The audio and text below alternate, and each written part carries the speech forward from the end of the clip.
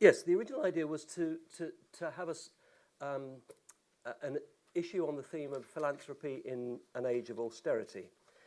As Caroline says, the question was, what does 5 years on from Lehman, 2008, what does the world of philanthropy look like? And we met and talked about it. Then as we talked about it, the point about Alliance is it's a global magazine. It's not just a UK or indeed a Europe-focused magazine. And if you look globally, the question whether it is an age of austerity, I think becomes, you look at it very differently, because there are some parts of the world that are actually storming away. And probably what we're seeing, China and India in the BRICS countries, and in the countries that are coming up not far behind them, Turkey, Mexico, the others, what are they called? The next 11, I think Goldman Sachs call them.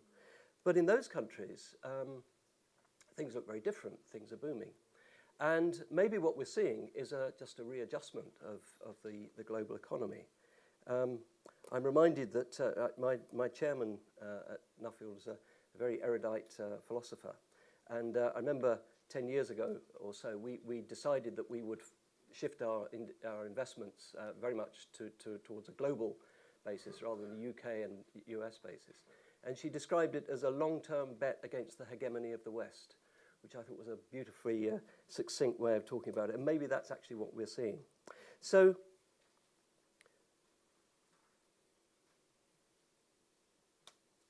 given that, that was the theme we took, and the structure of the issue that came out of that, which I strongly recommend you read if you haven't already, is something like this. It starts with an overview from Matthew Bishop, who's what's his role? He's at The Economist, isn't he? Yes, he's the chief business editor of The Economist. Right, and a long-term commentator on the philanthropic world, just taking a very broad global perspective about this shift of economic growth and what it means for philanthropy. We then had a section on perspectives from Europe and North America, one that looked at India and Brazil, and then a section that looked at Africa, and that was particularly interesting, actually, the African one. And finally, back again to some thoughts on the global perspective. So my role in all of this was to help with the planning, help with finding authors and so on, and then to write an overview, and that was the really interesting part. Now, in this session this morning, we're back to the original idea of philanthropy in an age of austerity, because that is what we have in the West and in the UK in particular. But I think what I've been asked to do, just to set the scene for this for a bit, is to draw some high-level thoughts from the experience of putting this issue together. And in the overview that I wrote, I pulled out three themes that seemed to me to run through virtually everything that was written for this issue. And the first of those was inequality. And it seemed pretty clear, certainly in the West, that, and it's certainly true in the UK, that inequality is rising and seems to be to go hand in hand with economic growth. The jury is still out, actually, in some of the new economies, the developing economies. I think in some countries it's pretty clear that inequality is rising as wealth rises. But in others, and particularly in South America, that's less obvious. But I think the general trend is pretty clear. And that, I think, gives rise to an interesting paradox, which is that if philanthropy, or at least foundations, depend on the accumulation of wealth, and serious wealth, which it does, then, and that accumulation of wealth in turn leads to inequality. Is it the case that the existence of philanthropy is in some sense inextricably linked to one of the issues, one of the problems that it's attempting to solve? Now, having said that, there were some authors who were very critical of foundations, in the West this is, for their failure to even think about issues of inequality, let alone try and tackle them. And that, for me, was a very interesting thought. And certainly, if you look in the developing countries, there's very little evidence of foundations wanting to think about inequality as an issue. And indeed, in the developing countries, very few try to tackle with the more political issues of human rights and that kind of cluster of issues.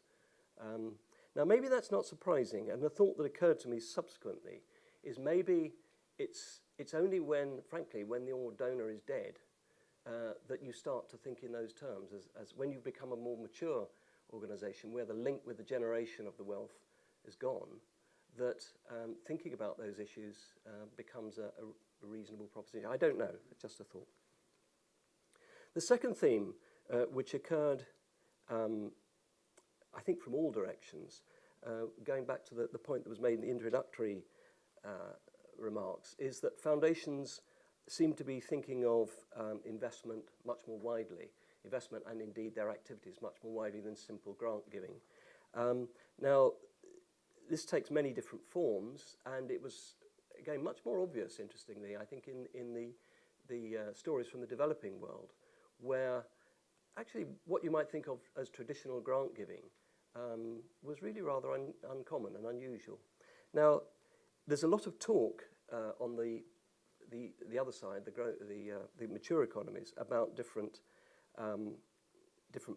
methods of philanthropy and moving away from grant giving. Whether that is just talk and hype or not, I don't know. But certainly it seems to be a theme that emerged from all of our commentators. And the third theme, which is really the one I think we are focusing on today, although I think it's linked to the other two, has to do with partnership, cooperation, and particularly partnership and cooperation with government.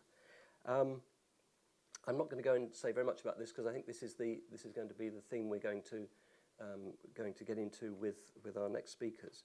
But it was a very clear message that came across both from the developed and the developing economies. And a very interesting comment from Pier Mario Vello from Italy, that to the effect that foundations should not be afraid to become involved in issues that you might call political, which I think takes us back to the inequality issue. So just a few final thoughts about relationships with government. And I'll preface this by saying that in talking about foundations and their relations with government, I'm thinking of foundations that have an ambition to not just to distribute largesse, but to influence, hopefully benignly, policy and practice. Now, not all foundations want to do that, and I think that's fine. I think there's plenty of, this is a big world, there's plenty of space for foundations that simply want to give money away.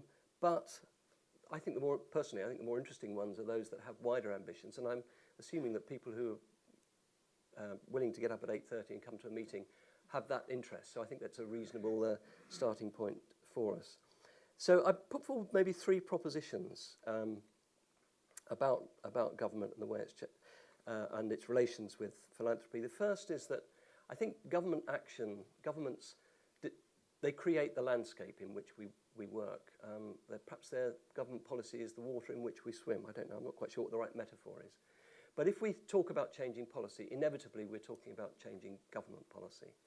And inevitably we're talking about the things we do being set against a background which is entirely determined by government. So we can't ignore it. The second proposition is, Caroline has already mentioned this, is that governments are changing. The role of governments are changing. This is not just in the US, it's not just conservative policy as against Labour policy. The message and the drive seems to be unavoidably towards smaller government, less direction, more laissez-faire. I had an interesting discussion a month or so back over dinner with an American woman. There's a couple who'd come to London 6 months ago. Her husband was, guess what, a banker.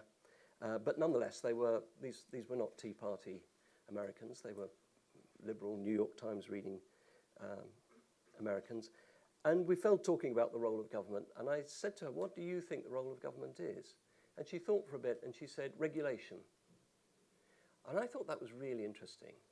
You know, if you imagine a world where the role of government isn't to say, we think these are the good things in life and these are the less good things and we're going to work towards them, but simply to say, it's up to everybody else, whoever everybody else is, to decide what are the good things. And we're merely going to regulate and contract out, I suppose, the means by which that's achieved. Are we moving in that direction? Are we moving in a direction of where government says, actually, we don't care about inequality. That's not part of our job. It's your job as individuals, corporations, institutions to worry about inequality. I don't know. Are we moving in that direction? It seems to me there's some signs that we are. And then the final point really is about the voluntary sector. And I know a lot of people here are from the voluntary sector. Traditionally, the role of the voluntary sector, apart from supplying services, has been to challenge government, to hold it to account. But this becomes more and more difficult as funds become tighter and as government becomes, as it has increasingly, becomes the main paymaster. So does that restrict the ability of voluntary sector bodies to challenge? I'm pretty sure that it does. And if so, what does that mean for the role of foundations, which are not subject to the same constraints as voluntary sector bodies? I'll leave that there.